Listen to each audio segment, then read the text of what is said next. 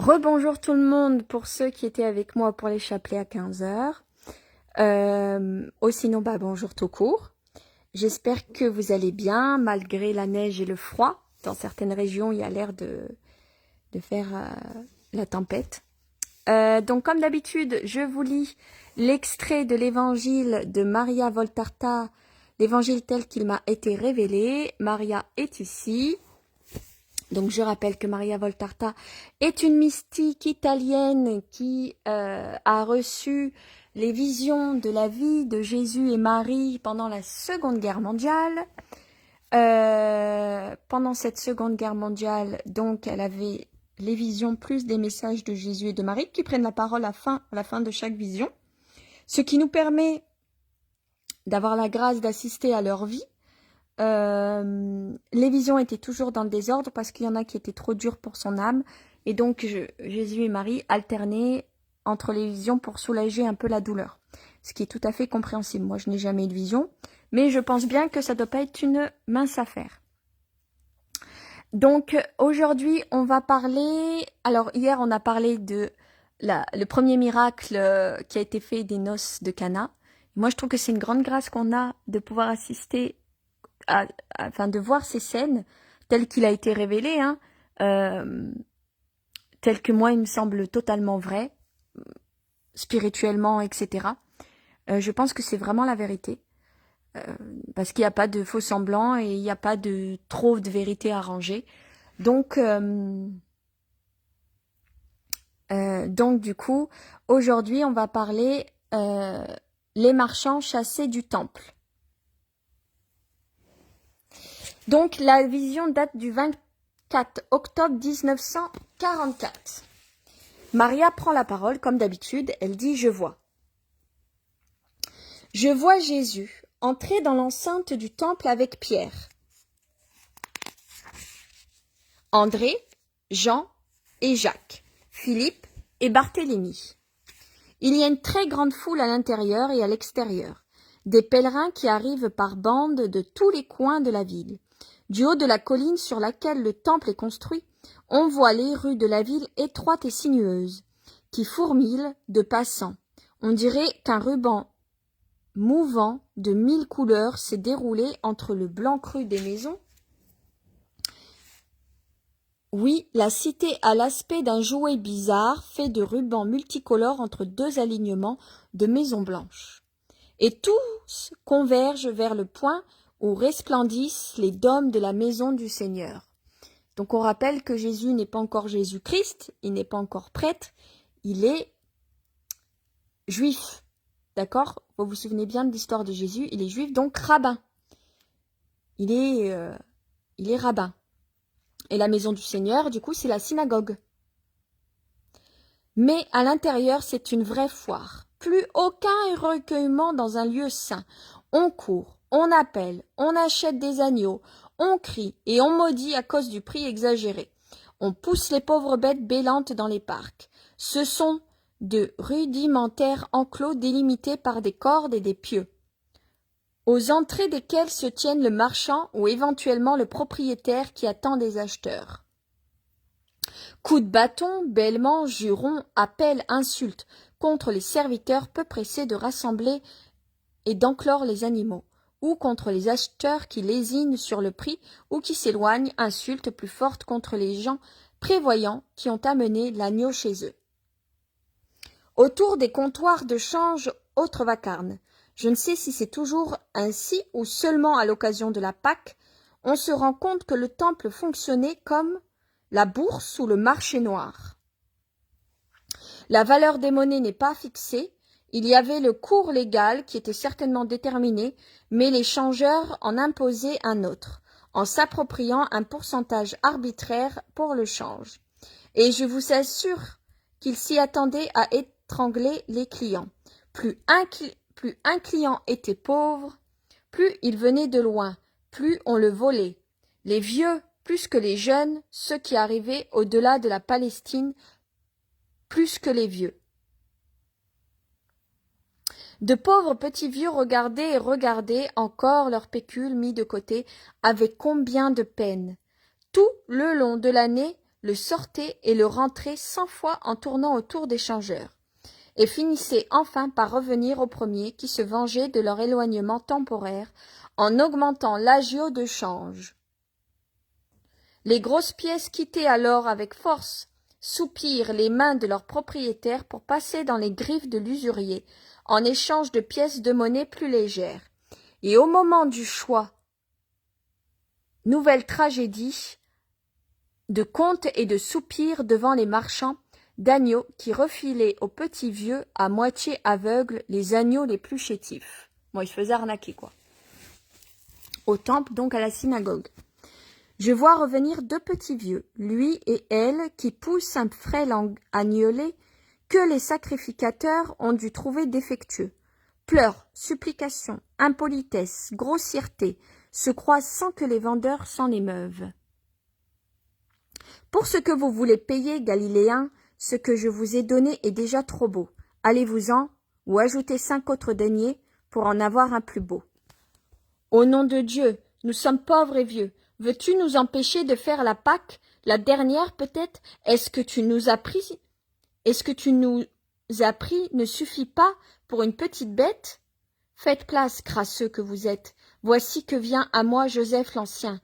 Il m'honore de sa préférence. Dieu soit avec toi. Viens, choisis.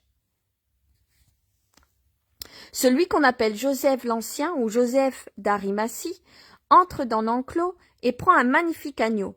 Il passe avec un riche habit, tout fier, sans un coup d'œil pour les pauvres qui gémissent à la porte et même à l'entrée de l'enclos. Il les bouscule, pour ainsi dire, en sortant avec l'agneau gras qui bêle. Mais Jésus également s'est approché. Il lui a aussi fait son achat et Pierre, qui a probablement négocié à sa place, tire derrière lui un agneau convenable. Pierre voudrait aller tout de suite vers le lieu du sacrifice, mais Jésus tourne à droite, vers les 2 petits vieux effarés, en larmes, indécis que la foule bouscule et que le vendeur insulte. Jésus, si grand que la tête des 2 vieux lui arrive à la hauteur du cœur, pose une main sur l'épaule de la femme et demande « Pourquoi pleures-tu, femme ?» La petite vieille se retourne et voit cet homme grand et jeune, solennel dans un bel habit blanc, et son manteau couleur de neige, tout neuf et propre. Elle doit le prendre pour un docteur à cause de son habit et de son aspect est stupéfaite, car les docteurs et les prêtres ne font aucun cas des gens et ne protègent pas les pauvres contre la rapacité des marchands. Elle dit les raisons de leur chagrin. Jésus s'adresse à l'homme aux agneaux. Change cet agneau à ses fidèles. Il n'est pas digne de l'autel, comme il n'est pas digne que tu profites des 2 pauvres vieux, parce qu'ils sont faibles et sans défense. Et toi, qui es-tu? Injuste. Ton accent et celui de tes compagnons indiquent que tu es galiléen. Peut-il donc y avoir un juste en Galilée? Fais ce que je te dis et sois juste, toi. Écoutez cela. Écoutez le Galiléen défenseur de ses pères. Il veut nous faire la leçon, à nous qui sommes du temple. L'homme rit et se moque en contrefaisant l'accent galiléen, qui, plus chantant, est plus doux que celui de Judée. Du moins, à ce qu'il me semble. Des gens font cercle et d'autres marchands échangeurs prennent la défense de leurs complices contre Jésus. Au nombre des assistants se trouvent 2 ou 3 rabbins ironiques. L'un d'eux demande « Es-tu docteur ?» sur un ton qui ferait perdre patience à Job. « Tu l'as dit, qu'enseignes-tu? Voici ce que j'enseigne. Que la maison de Dieu doit redevenir une maison de prière, et non pas une place d'usuriers et de marchands. Voilà mon enseignement. » Jésus est terrible. On dirait l'archange posté au seuil du paradis perdu. Il ne tient pas d'épée flamboyante, mais ses yeux rayonnent de lumière et foudroient les moqueurs et les sacrilèges. Il n'y a rien à la main, rien d'autre que sa sainte colère. Marchant d'un pas rapide et imposant au milieu des comptoirs, il éparpille les pièces de monnaie méticuleusement rangées selon leur valeur, renverse tables, petites et grandes, de sorte que tout tombe fracas sur le sol au milieu d'un grand bruit de métaux qui rebondissent et de bois bousculé. Avec cris de colère, d'effarement ou d'approbation, puis il arrache des mains des gardiens de bestiaux des cordages qui attachent bœufs, brebis et agneaux, et en fait un martinet très dur dont les nœuds coulants assemblant les lanières. Il le lève, le fait tournoyer et l'abaisse sans pitié. Oui, je vous l'assure, sans pitié. Là, Jésus, il est très très énervé. Cette grêle imprévue s'abat sur les têtes et les dos. Les fidèles s'esquivent, admirant la scène. Les coupables poursuivis jusqu'en dehors de l'enceinte se sauvent à toutes jambes, laissant par terre l'argent et laissant par terre l'argent et derrière eux les bêtes de toute taille. Dans une grande confusion de pattes, de cornes et d'ailes, les unes courent, les autres s'échappent en volant, mugissements, bêlements, roucoulements de colombes et de tourterelles, unis au rire et aux cris des fidèles derrière les usuriers en fuite, couvrent jusqu'à lamentable cœur des animaux qu'on égorge certainement dans une autre cour. Des prêtres accourent, accompagnés de rabbins et de pharisiens. Jésus est encore au milieu de la cour, revenant de sa poursuite. Il a encore en main le martinet. « Qui es-tu ? Comment te permets-tu de faire cela et de troubler les cérémonies prescrites? De quelle école proviens-tu? Nous ne te connaissons pas. Nous ne savons pas qui tu es. Je suis celui qui peut. Je peux tout. Détruisez ce temple. Vrai, et je le relèverai pour rendre gloire à Dieu. Je ne trouble pas, moi, la sainteté de la maison de Dieu, ni les cérémonies. C'est vous qui la troublez en permettant que les usuriers et les marchands s'installent dans sa demeure. Mon école, c'est l'école de Dieu. La même école qui fut celle de tout Israël, par la bouche de l'Éternel parlant à Moïse.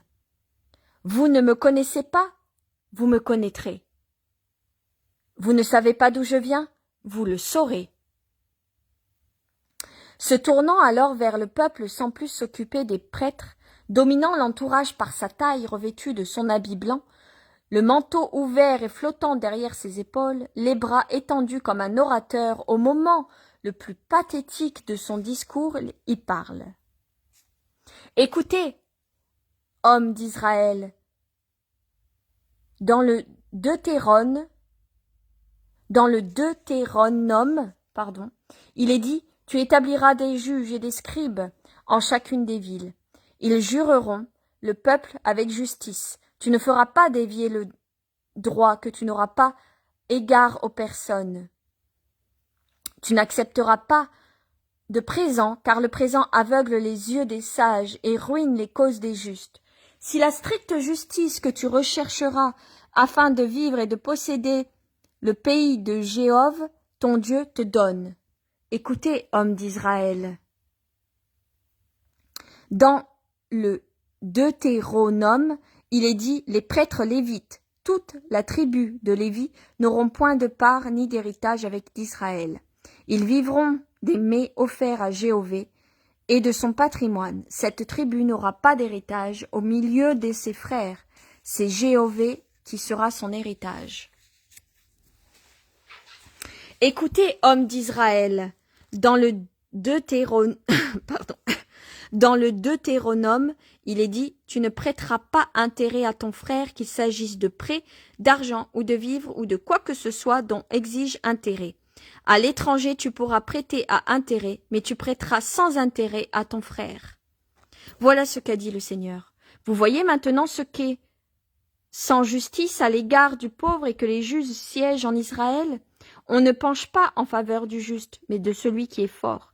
Être pauvre, appartenir au petit peuple, cela veut dire subir l'oppression.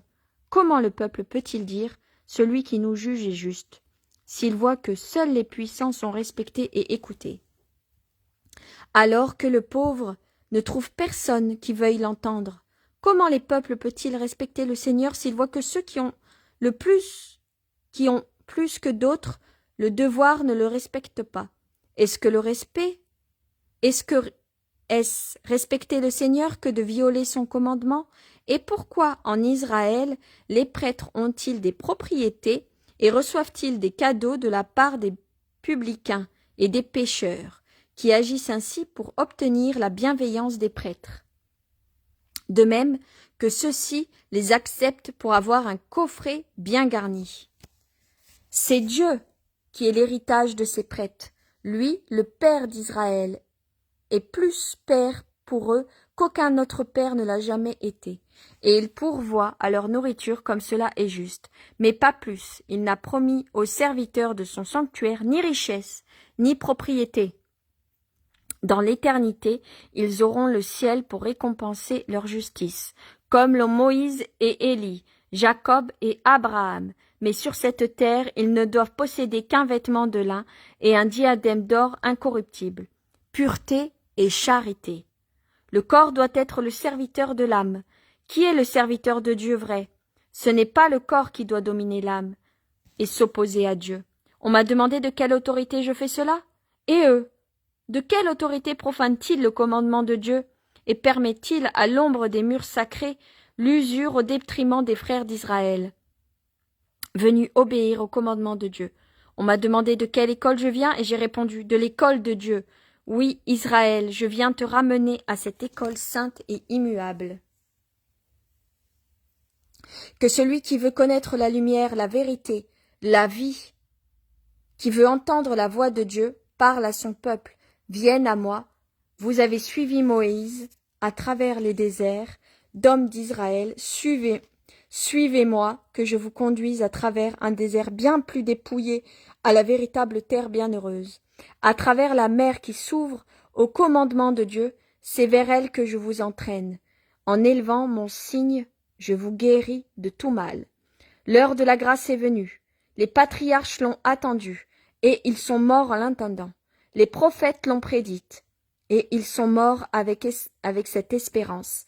Les justes l'ont vue en songe, et ils sont morts réconfortés par ce songe. Maintenant elle est venue. Venez. Le Seigneur va juger son peuple et faire miséricorde à ceux qui le servent, comme il l'a promis par la bouche de Moïse. Les gens qui font cercle autour de Jésus sont restés bouche bée à l'écouter. Puis il commente l'enseignement du nouveau rabbi et interroge ses compagnons. Jésus se dirige vers une autre cour séparée de celle-ci par un portique. Ses mains le suivent et la vision prend fin. Et là, il n'y a pas de passage de Jésus et de Marie. Vous avez eu la vision de Jésus avec les marchands du temple. Ce qui vaut encore maintenant actuellement, hein. Sachez-le. Hein. Les marchands du temple sont encore d'actualité, autant que d'actualité de Jésus il y a plus de 2000 ans en arrière. Voilà, donc je vous dis à demain. Je vais essayer de vous faire une petite vidéo sur quel saint prier. Et pour ceux qui font le chapelet avec moi, je vous dis à demain 15 h. Bonne soirée. Bisous.